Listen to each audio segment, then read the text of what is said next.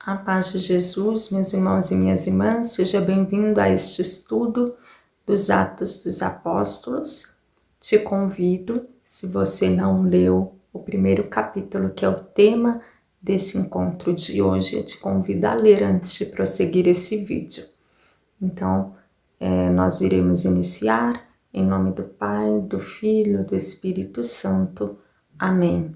Espírito Santo, venha nos iluminar, venha nos conduzir nesse ensino, venha nos auxiliar no nosso ouvir, nas nossas mentes, para que frutifique em nós, em nosso coração, a palavra de Deus. Amém.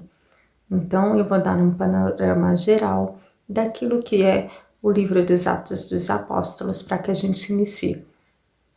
O livro foi escrito no ano 85 depois de Cristo, mais ou menos. Foi escrito por São Lucas, o mesmo do Evangelho, né? Então é conhecido, os dois livros juntos é conhecido como obra lucana, um complementando o outro, e se diz que Atos dos Apóstolos 1, versículo 8, é a dobradiça, aquilo que une os dois livros, tá? Então, a gente vai destrinchar agora esse livro de Atos dos Apóstolos.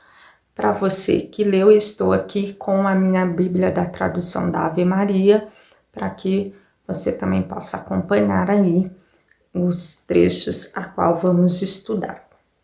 Então, o primeiro trecho colocado na Bíblia da Ave Maria é sobre o prefácio. Lucas, ele começa a falar ali com alguém. E antes de continuar, eu quero antes falar um pouquinho o que é esse livro dos Atos dos Apóstolos, que eu não falei.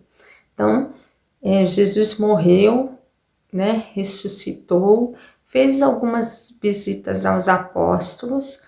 E o que é esse livro? Jesus ascende e depois o protagonismo da história da igreja é vivenciado pelos discípulos e pelos seus apóstolos. Então, inicia aí a caminhada cristã de nascimento da igreja no livro dos Atos dos Apóstolos. O ponto central desse livro é uma crise que se dá porque vocês sabem que Jesus vem de uma família judaica, de uma religião judaica, funda o cristianismo, e nisso, fundando o cristianismo, a religião judaica só aceitava mais os judeus, e os cristãos estavam abertos a todos. Nisso, houve uma crise, porque alguns na religião, uma parte dessa nova igreja que estava nascendo, que era a Igreja Católica, queriam que também tinham os judeus convertidos, queriam que as pessoas novas que entrassem na igreja passassem pelo mesmo processo da lei, pelo processo da lei dos judeus, que era a circuncisão. E a partir daí houve esse conflito e vocês vão estudar mais à frente nos próximos capítulos sobre essa crise e esse conflito, tá certo? Então a carta ela inicia falando sobre um Teófilo. Quem é esse Teófilo? Lucas conversando com alguém que é Teófilo. Teófilo é considerado amigo de Deus, tá? Amigo de Deus. Quem é amigo de Deus? Então, quem se considera amigo de Deus? Ou também eles colocam também Teófilo como um oficial do exército que patrocinava esses livros. Lembrando que naquela época, para escrever, quem tinha papel, quem tinha lá um objeto que escrevesse esses pergaminhos, lá tinta, o tinteiro, era uma pessoa de muito dinheiro, porque era muito caro. Então, provavelmente, uma das duas situações. Então, Lucas começa esse diálogo falando com esse amigo dele, que pode ser um amigo de Deus, e começa a explicar, então, o que acontece no livro.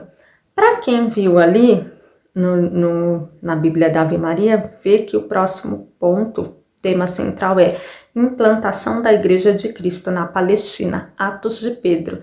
Então vão ter vários atos que Pedro fez, e também é conhecido esse livro como o livro do Espírito Santo, por ser mais vezes citados o Espírito Santo nesse livro, tá certo? Então aqui, né, vamos ver como que nasce então a Igreja de Cristo. A ascensão. Então, Jesus se encontra uma última vez com os discípulos e faz algumas recomendações. A primeira é que eles não se afastassem de Jerusalém, que é a comunidade deles, até que se cumprisse a promessa do Pai. Porque João batizou na água, mas vós sereis batizados no Espírito Santo daqui a poucos dias.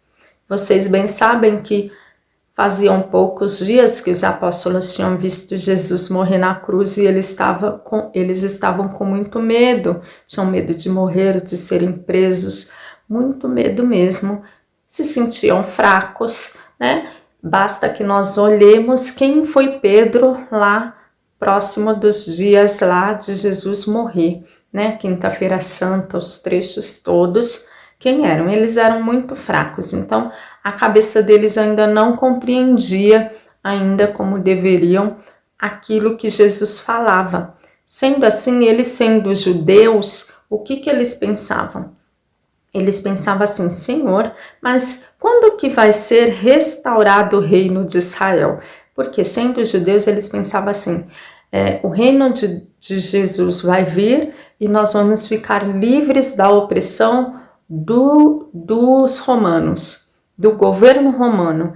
Então, eles tinham essa cabeça. E Jesus fala, mas não sabeis, não cabe a vocês caber o tempo e a hora. E aí vem Atos 1:8.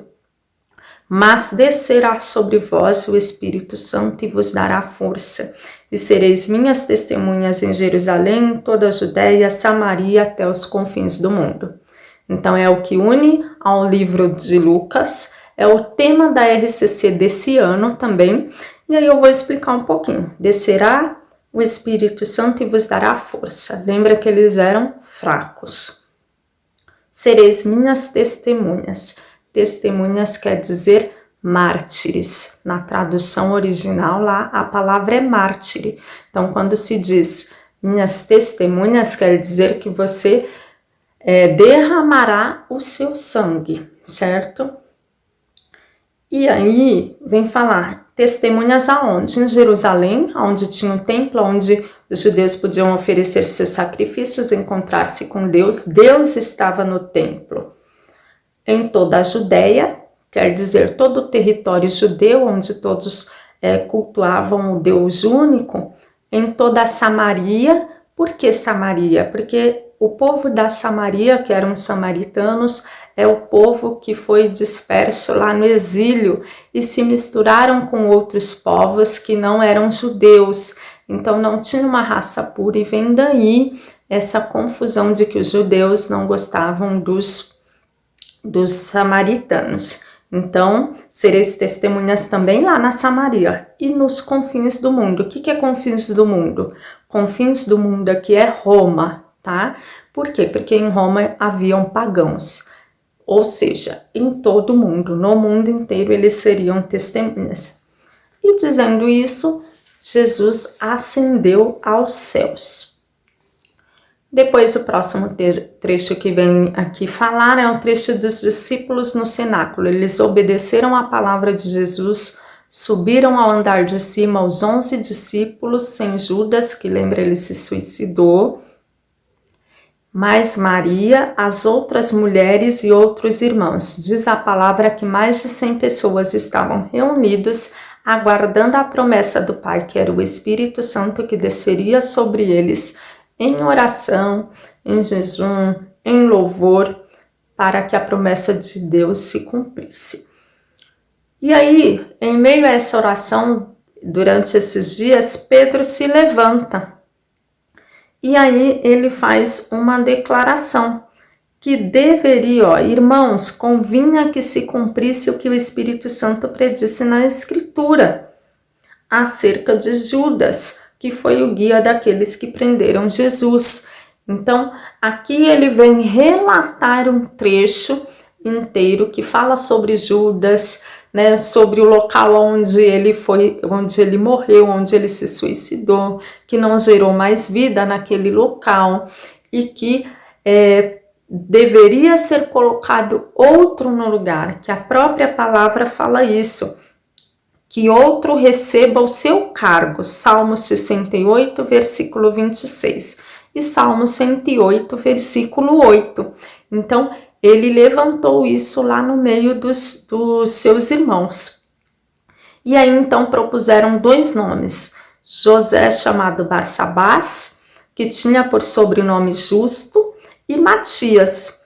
Então, eles oraram a Deus para poder fazer essa escolha.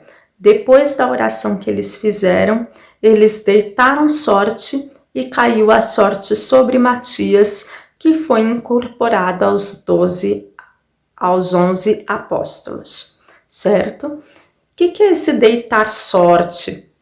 Aqui, se vocês lerem um rodapé das Bíblias, esse deitar sorte, eles tentavam mesmo, lançavam a sorte, igual lançar a sorte da túnica de Jesus. Mas não se usa mais esse procedimento, depois no Novo Testamento, a partir desse versículo não se fez mais dessa forma. Foi mesmo mediante a oração, a jejuns, e não se deitou sorte mais para fazer escolhas de mais ninguém, tá certo? Então, esse foi o trecho do capítulo 1, e vamos pedir então ao Espírito Santo que ele venha iluminar os nossos corações, as nossas vidas, para que essa palavra possa gerar frutos de vida interna em nós. Amém.